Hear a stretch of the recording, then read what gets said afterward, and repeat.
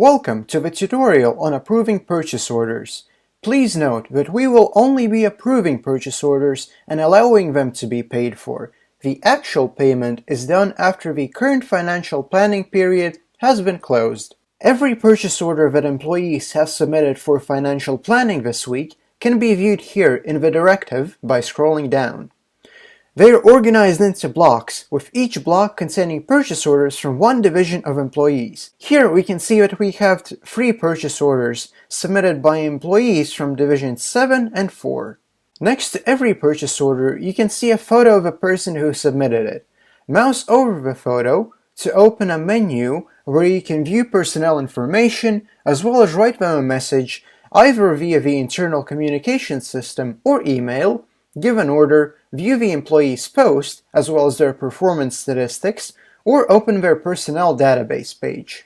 Every purchase order is automatically assigned a number. You can also immediately view what the money will be used for. You can view each purchase order in more detail simply by clicking on it. Here you can read what the situation is, data about it, and the proposed solution. You can view attached files. None of this text can be changed, as it is written by the person who submitted the order. However, we can change the payment method or source. After viewing a purchase order, you can approve, decline, or simply close it. When approving or denying, you can also add a comment, such as asking the person to resubmit this purchase order next week and then denying it. The background color for the denied purchase order will now turn red, as you can see here. The second line for a purchase order contains a link to the relevant expense category.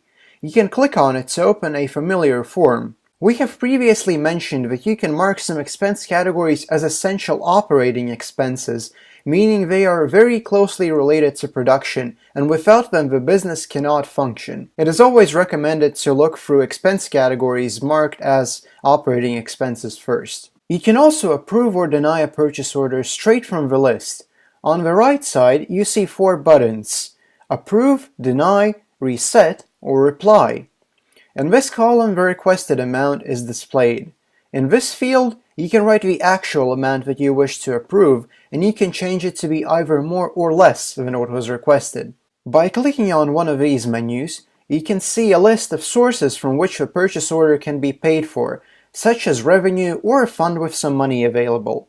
Only working funds will appear in this list. Each source will have the available amount displayed next to it, and if it's enough to approve a chosen sum, it will be colored green. If not, it will be red. For our example purchase order, we have enough money in most funds, but not the one requested by the employee. The available amounts displayed in the list will change as more purchase orders and bills are approved or denied, so you will always be able to see the actual amount available here. If multiple people are working with the Directive tab simultaneously, as soon as one of them makes a change, it will appear on the screens of others too. Therefore, everyone can see the status of a purchase order changing. Just like in other sections of ASMX, filters are available here. You can switch between these tabs to organize purchase orders by their status, or you can click the arrow to open up the advanced search filter, which allows for more parameters, such as orders submitted by specific employees. When switching tabs or searching, the total amount requested will be displayed at the bottom, making it easy to see whether or not you have enough money to approve these purchase orders. Other available parameters are the source of payment, making it easy to see where the money from a particular fund is spent. Another parameter is the type of payment, for example, purchase orders that have been requested to be paid in cash. This concludes today's tutorial. Thank you for watching, and we will be happy to answer your questions in the comments below.